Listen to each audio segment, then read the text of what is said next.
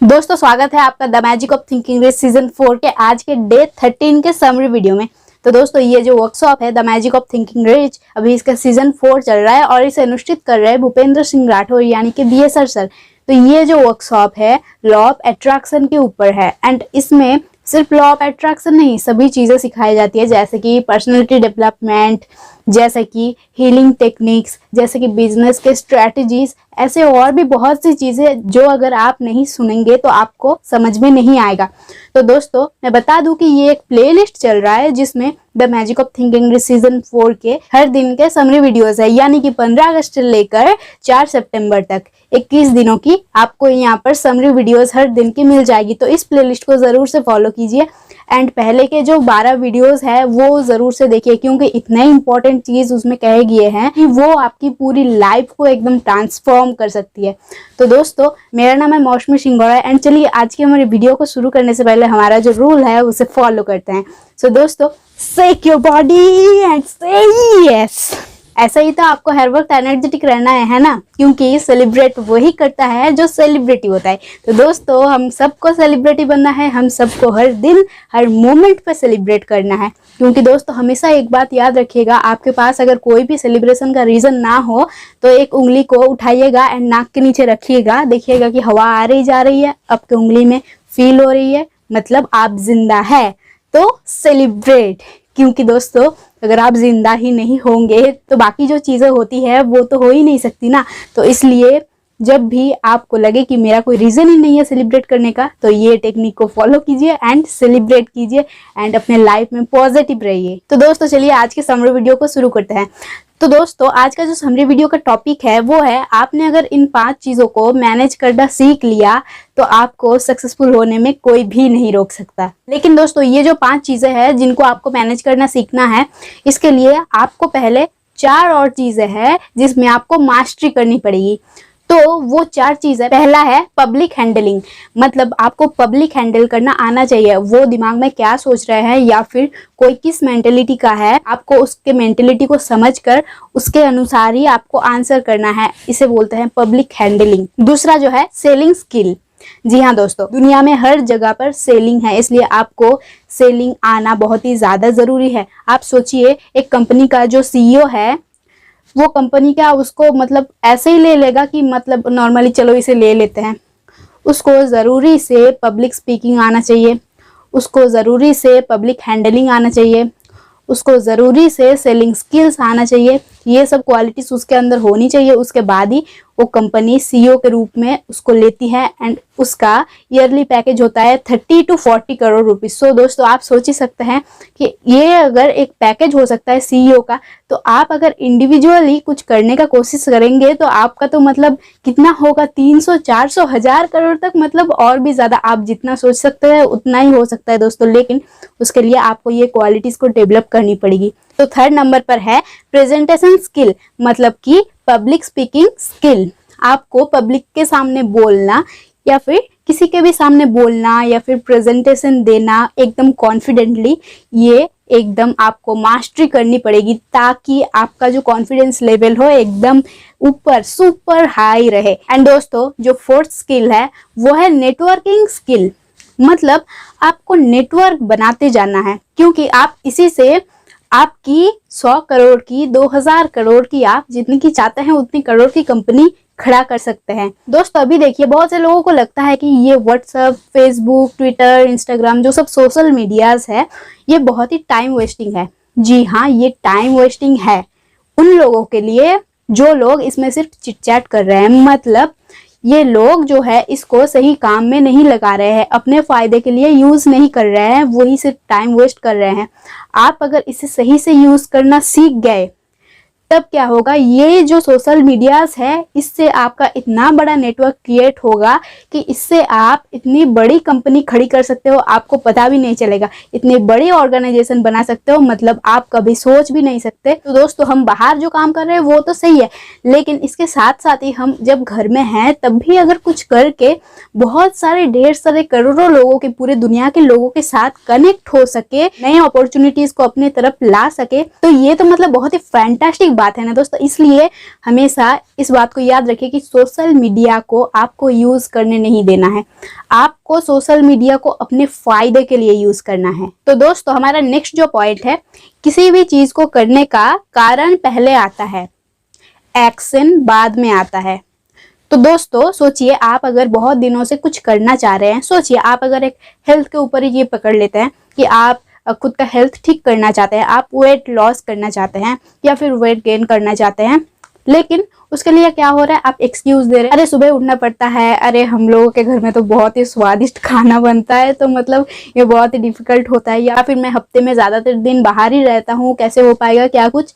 लेकिन आपको अगर कुछ ऐसा एक रीज़न मिल जाए तो मतलब आप उस चीज़ को करने के लिए तभी एकदम तुरंत ही शुरू हो जाएंगे। जैसे कि एक एग्जाम्पल, बीएसआर सर एक बार एक कंपनी में ट्रेनिंग दे रहे थे, तो वहाँ पर वो ये समझा रहे हैं कि किसी भी काम को करने के लिए 1000 नहीं, सिर्फ एक रीजन की जरूरत है। और तभी वहाँ पर एक आदमी ने हाथ खड़ा किया एंड सर से बोला कि सर मैं इससे 100% एग्री करता हूँ, I believe in that. Sir ने कहा ठीक है, तुम बताओ फिर सबको कि तुम्हारा इससे क्या रियलाइजेशन हुआ है। तो उसने कहा कि कॉलेज के दिनों में मैं बहुत ही ज़्यादा पतला दुबला था और लोग मुझे देखकर बोलते रहते थे कि अरे ये तो कितना पतला दुबला है, एंड ऐसी बहुत सी और भी चीज़ें जो कि मुझे बिल्कुल भी अच्छी नहीं लगती थी। लेकिन मेरे क्लास में एक लड़की थी जो कि मुझे बहुत ज़्यादा पसंद थी। तो क्या हुआ, एक दिन उस लड़की ने भी मेरी बेइज्जती कर दी। तो उस दिन मैंने अपने मन में ठान लिया कि मुझे अब तो अपना बॉडी बिल्ड करना ही है। एंड उसके बाद मैंने इतनी जिम विम की, लेकिन पहले मेरे मन में होता था अरे मैं इतना खाना तो खाता ही हूँ, मैं तो इतना सोता हूँ, सब कुछ होता है, लेकिन वेट ही नहीं बढ़ता। लेकिन उस दिन के बाद से मैंने इतना जिम किया, इतना ताइक्वांडो सीखा एंड सभी स्किल्स जो कि मुझे लगे कि मुझे सीखने चाहिए, अच्छा फीड किया खुद को। एंड कुछ महीनों बाद आज आप मुझे देख ही पा रहे हैं कि मैं आज कैसा हूँ। एंड रियली मैं वो जो इंसान था जो कि बीएसआर सर के सामने खड़ा था, वो बहुत ही ज़्यादा हट्टा कट्टा था। मतलब दोस्तों वो जो एक रीज़न था कि उस लड़की ने उसका बेइज्जती कर दिया, तो वही सिर्फ एक रीज़न बना जो कि उसको भी शायद फील होता होगा अगर मैं इसे चेंज कर पाऊँ तो कितना अच्छा होगा। एंड उसने उसके बाद उसे चेंज कर लिया, तो उसके बाद वो कितना ज़्यादा हैप्पी हो गया एंड उसके बाद एकदम कॉन्फिडेंटली अपने लाइफ को लीड करने लगा। तो दोस्तों ऐसी ही और एक कहानी है, एक का नाम था महेश, एक का नाम था सुरेश। तो महेश जो था रोज बस पर चढ़ के कहीं पर जाता था और सुरेश जो था उस बस का ड्राइवर था। सुरेश का हाइट था 5 फुट 8 इंच एंड वो एकदम ही दुबला पतला सा नॉर्मल टाइप सा था। लेकिन जो महेश था उसका हाइट था 6 फुट 4 इंच एंड वो मतलब बहुत ही हट्टा कट्टा था एंड उसका गले का जो वॉल्यूम है वो बहुत ही ज्यादा लाउड था, भारी था। तो पहला दिन महेश जब बस पर चढ़ा तब उस बस का कंडक्टर उससे टिकट का पैसा मांगने के लिए आया। तो महेश ने कहा big Mahesh never page, and वो टिकट कलेक्टर उससे पैसा नहीं ले पाया। एंड नॉर्मली ऐसे ही कुछ दिन चलता रहा एंड जो सुरेश था बस का ड्राइवर, वो हर दिन ऐसा मतलब गुस्सा होता रहता था, अरे ये बिग महेश नेवर पेज क्या होता है, मतलब तुम बस में चढ़े हो तो तुम्हें तो पैसा पे करना पड़ेगा ना। तो ऐसे ही चलते चलते 10 दिन के बाद सुरेश ने अपने कंडक्टर से कहा तुम अभी 3 महीने के लिए बस को चलाओ एंड मैं अभी थोड़ा सा छुट्टी पर जा रहा हूँ। एंड वो जब छुट्टी पर गया तब उसने क्या किया, तब उसने जिम ज्वाइन किया एंड ऐसी और भी बहुत सी चीजें। 3 महीने बाद वो एकदम हट्टा कट्टा पावरफुल बॉडी बिल्डर बन गया एंड उसके माइंड में तब ये आ गया अरे महेश को अब एक बार बोलने तो दो कि बिग महेश नेवर पेज, मैं अब उससे पूरी तरीके से एकदम फाइट करने की हिम्मत रखता हूँ। तो क्या हुआ, जब उसके बाद सुरेश ने फिर से बस चलाना शुरू किया एंड उस दिन वो सिर्फ महेश का ही इंतजार कर रहा था। तो उस दिन महेश जब बस पर चढ़ा तो सुरेश के फेस में एकदम बड़ी सी स्माइल आ गई एंड वो वेट करने लगा कि कब कंडक्टर उससे टिकट मांगेगा एंड वो मना करेगा। तो वो टाइम आते ही जब उसने फिर से कहा बिग महेश नेवर पेज, तब सुरेश ने क्या किया, एकदम उठा, एनर्जेटिक तरीके से गुस्से से उठा एंड अपने जो स्लीव्स है उसे फोल्ड किया, एकदम मतलब मारपीट के लिए रेडी हो गया। एंड उसके बाद महेश से पूछा अरे भाई ये क्या है, बिग महेश नेवर पेज ये क्या है, तुम बस पे चढ़े हो, तुम्हें टिकट का पैसा देना पड़ेगा। तो तब महेश ने कहा अरे भाई तुम गुस्सा क्यों हो रहे हो, मैं इसलिए कहता हूँ कि बिग महेश नेवर पेज क्योंकि मेरे पास बस का पास है। जी दोस्तों, उसके पास बस का पास था, यानी कि जो सुरेश था वो मतलब ऐसे ही 3 महीने तक बेचारा परेशान होता रहा। लेकिन अच्छी बात ये हुई कि 3 महीने में उसका बॉडी पूरा बिल्ड हो गया एंड वो और भी ज्यादा कॉन्फिडेंट हो गया। तो दोस्तों हमें इससे ये सीख लेनी है कि हमें कोई भी चीज को पूरी तरीके से बिना जाने उसके ऊपर एक्शन नहीं लेना है। एंड चलिए, ये तो खैर एक अच्छी घटना थी जो कि उसका बॉडी बिल्ड हो गया एंड बहुत ही अच्छा हुआ। लेकिन इस बात को ध्यान रखिएगा कि बिना कोई वजह के या फिर ऐसे ही कुछ वजह के लिए अपने आप को परेशान करना आपको बंद करना पड़ेगा। आपको सब चीजों को सीरियसली लेना बंद करना पड़ेगा, तभी आप जिंदगी में खुश रह पाएंगे। तो दोस्तों ये जो 2 कहानी थी, इससे हमको क्या सीख मिली? हमको ये सीख मिली, you need to discover your vision. मतलब दोस्तों, आपको अपना विजन ढूंढना पड़ेगा। आपने अगर 10 साल की उम्र में अपना विजन ढूंढ लिया तो एब्सोल्युटली 20 साल के उम्र तक आपको पूरा वर्ल्ड पहचानेगा।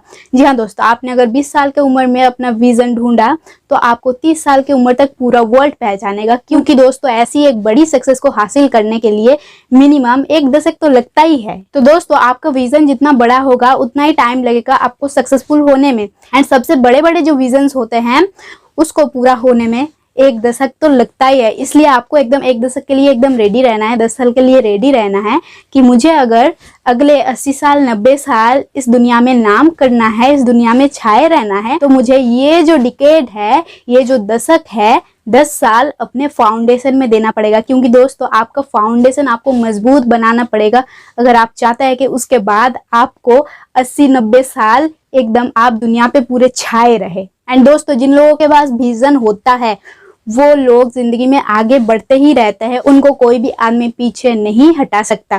तो दोस्तों आज अगर आपका विजन कुछ भी नहीं है तो आज ही आप अपना विजन को ढूंढिए।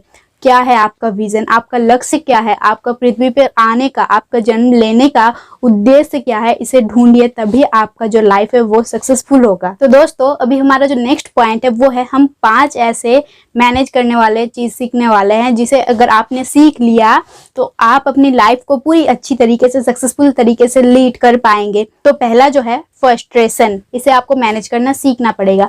सेकंड जो है रिजेक्शन, इसे भी मैनेज करना सीखना पड़ेगा क्योंकि ज्यादातर लोग इन चीजों से डर जाते हैं जिसके वजह से वो आगे नहीं बढ़ पाते। एंड थर्ड जो है फाइनेंशियल प्रेशर, आप चाहते हैं अगर आपकी 2000 करोड़ की कंपनी हो तो उस 2000 करोड़ की प्रेशर आपको अपने ऊपर लेने का एबिलिटी आपके अंदर होना चाहिए। एंड 4th नंबर पे है दोस्तों फियर, या फिर आप इसे कह सकते हैं कि कॉन्फ्यूजन या फिर डाउट। क्योंकि बहुत लोगों के पास ये सब पहले से ही होता है, मतलब उन्हें कोई भी रिजेक्शन भी नहीं मिलता है, उनके पास फाइनेंशियल प्रेशर भी नहीं होता है क्योंकि उनके पास शायद बहुत से प्रॉपर्टीज है या फिर ये सब उनको कुछ भी झेलना नहीं पड़ता है। अब आता है फियर, उनको मन में ये डाउट रहता है क्या हम सच में कर पाएंगे, इससे ही वो जूझते रहते हैं एंड वो अपना काम को कभी शुरू ही नहीं करते।